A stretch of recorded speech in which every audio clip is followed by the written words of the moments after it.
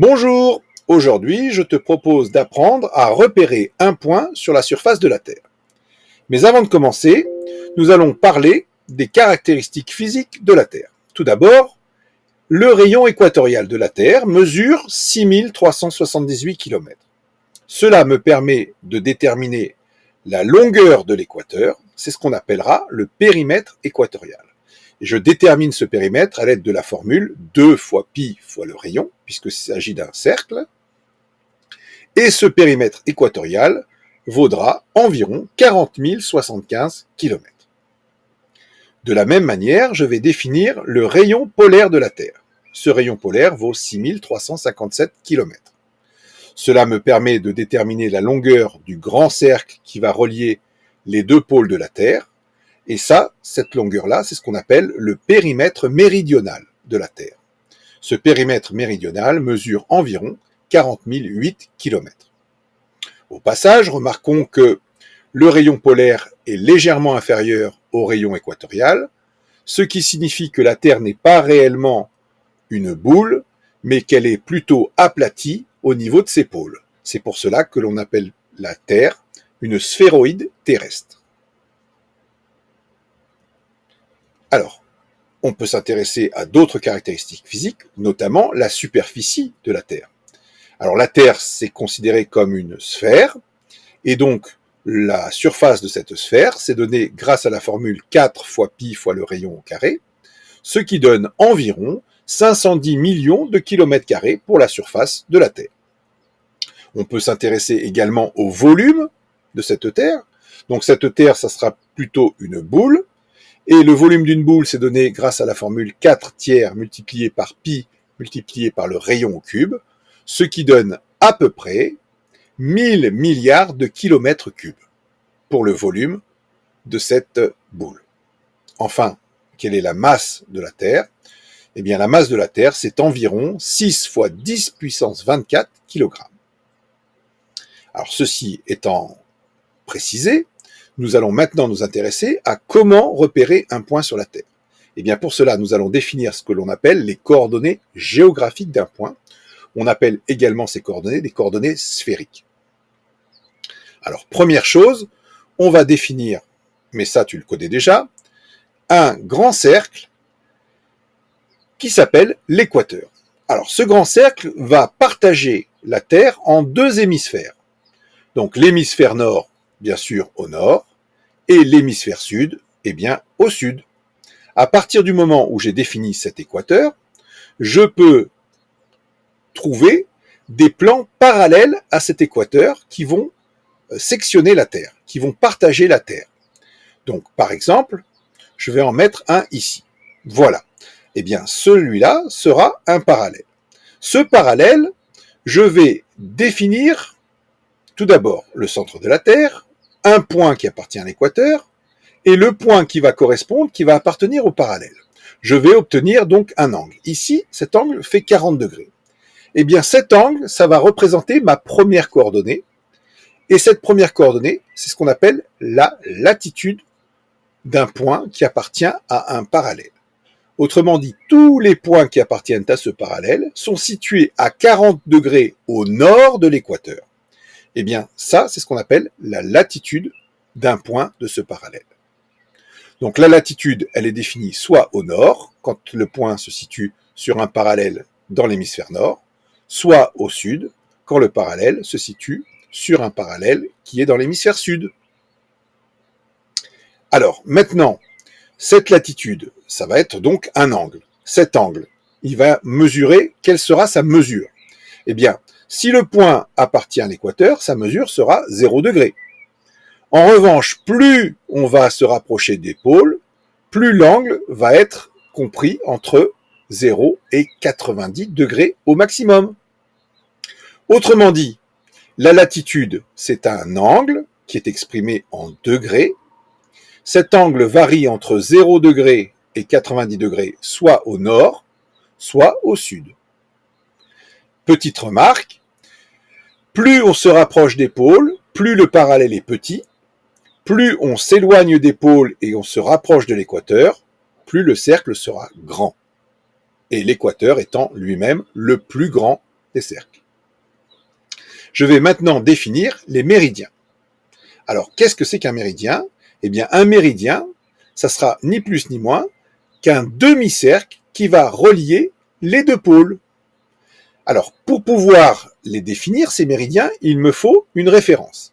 C'est ce qu'on appelle le méridien d'origine. Alors, le méridien d'origine, par définition, on l'appellera le méridien de Greenwich. Pourquoi Greenwich? Eh bien, parce qu'on l'a observé, on l'a défini à partir d'un observatoire qui était situé dans la banlieue londonienne, donc à Greenwich Village, et donc on a donné ce méridien de référence, on lui a donné le nom de méridien de Greenwich.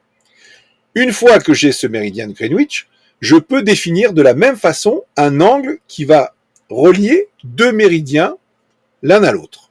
Et donc, voici un exemple. Donc, je prends ici un deuxième méridien, et je vois que l'angle formé par ces deux méridiens, c'est de 30 degrés.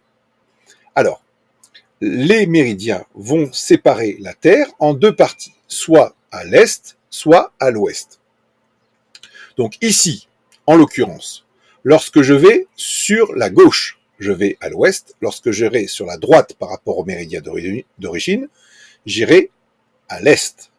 Donc ici, tout point qui appartient à ce méridien sera situé à 30 degrés à l'ouest du méridien d'origine. Eh bien, cette coordonnée, c'est ce qu'on appelle la longitude du point. Donc, ici, la longitude va être soit à l'ouest, quand on sera à gauche, soit à l'est, quand on sera à droite du méridien d'origine. Alors, cette longitude, c'est donc une coordonnée, c'est donc un angle. Cet angle, il va varier au minimum à 0 degré quand le point appartient au méridien d'origine, le méridien de Greenwich.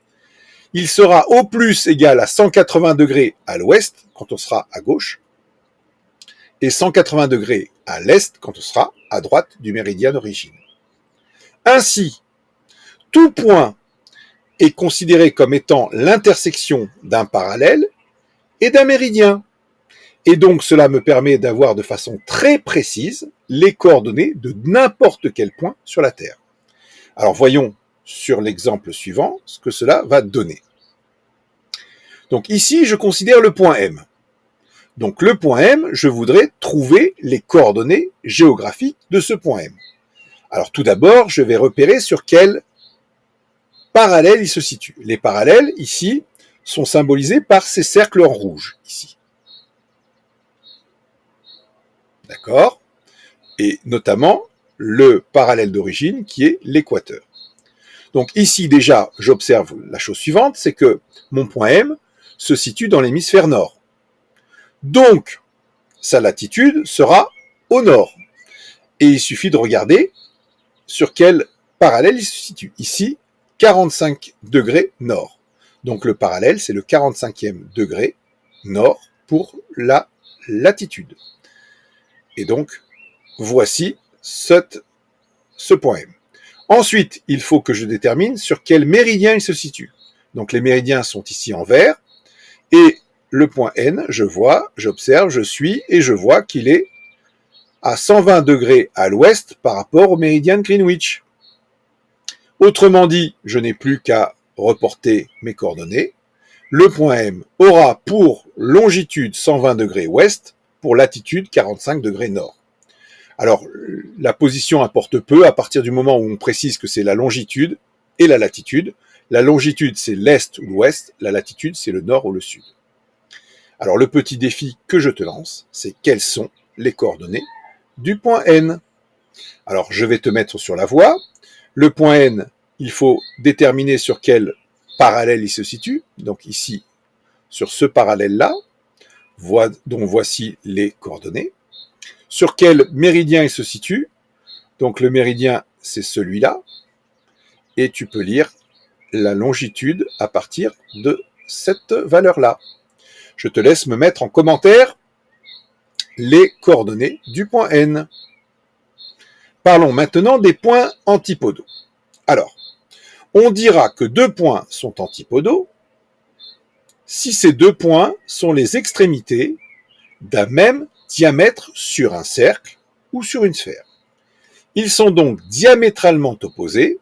Cela signifie que ce sont les points les plus éloignés l'un de l'autre sur la sphéroïde terrestre.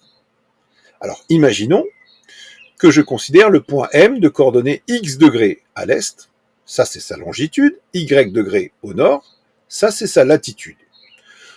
Donc c'est très simple à imaginer. Un point qui est situé à l'est, son antipode sera situé à l'ouest. Un point qui est situé au nord, son antipode sera au sud. Mais il y a quand même un petit calcul à effectuer. En effet, l'antipode du point M, ce sera le point N. Sa longitude sera 180 degrés moins x degrés à l'ouest. Sa latitude restera y degrés, mais non plus au nord, mais y degrés au sud. Voilà un petit bonus concernant les points antipodaux. Et je ne pouvais pas terminer cette vidéo sans évoquer un célèbre mathématicien, Galilée, né en 1564, mort en 1642. C'était un mathématicien, physicien et philosophe italien qui aurait susurré cette phrase en 1633 après avoir été obligé d'abjurer sa théorie. En effet, Galilée pensait que la Terre tournait autour du Soleil, ce qui a été démontré depuis, mais l'Église ne voulait pas entendre parler de cette théorie et elle a forcé Galilée à dire publiquement que le Soleil tournait autour de la Terre. Alors, effectivement, Galilée a bien voulu le dire, mais tout bas, il a ajouté « et pourtant, elle tourne ». Cette phrase est devenue célèbre. Voilà, j'espère t'avoir appris beaucoup de choses concernant les coordonnées géographiques et je te dis à très bientôt pour une nouvelle vidéo.